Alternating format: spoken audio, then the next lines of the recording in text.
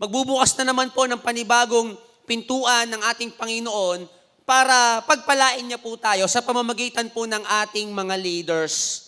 Sabi nga po, leaders. Okay? Naniniwala po tayo na importante ang leader. If you want to be a champion, you need a coach. Lahat ng mahusay, lahat, alam niyo yun, pwede ka naman sigurong manalo ng ikaw lang mag-isa, kaya lang hanggang diyan ka na lang. Wala ka nang i-level up pa. Okay, hindi mo na for example, sa mga nagba-basketball dito, alam niyo ba sa basketball ngayon, I don't know kung meron din noon, pero ngayon, meron mga coach sa paano ka tumira. Di ba? May mga coach na iaayos yung tira mo. Yung mga ganon. Samantalang noon, nung nag-aaral kami, basta umabot lang yung bola sa ring at ma-shoot, okay na yun, kahit pangit yung form mo. So meron palang mga tamang position, tamang formation, para umayos yung tira mo, para lumakas yung pulso mo, yung mga ganon. Diba? So hindi mo malalaman yun kung walang magtuturo sa'yo. Pwedeng nakakashoot ka naman, kaya lang mas marami ka pa sanang mai-score kung may nagturo sana sa'yo. Ganon ka-importante ang leader. Sa pagbo-boxing lang ang importante lang naman yan, tamaan mo yung kalaban mo di ba? Sana masolid mo.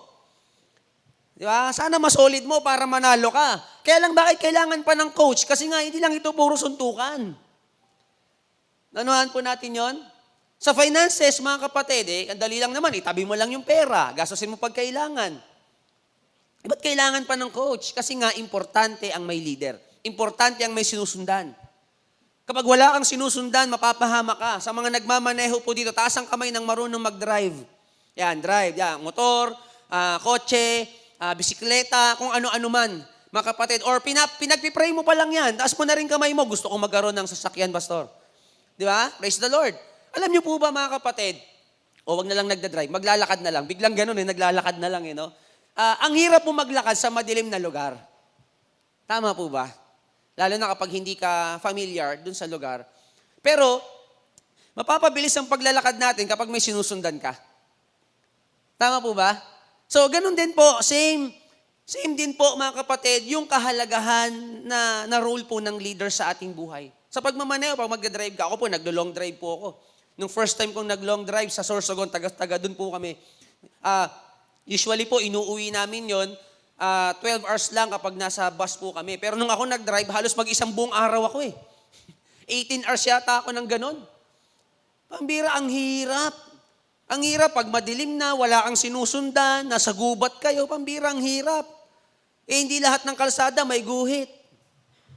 Whereas kapag may sinusundan ka, may nakikita kang ilaw, di ba, alam mo kung saan ka pupunta.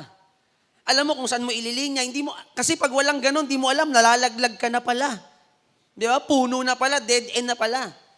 Pakita po natin yung kahalagahan or importance, mga kapatid, ng meron tayong mga leader. Kaya, mga kapatid, alam niyo po, kung nagpipray kayo kay Lord, pwede bang bigyan mo ako ng blessing? Pag may leader ka, may blessing ka.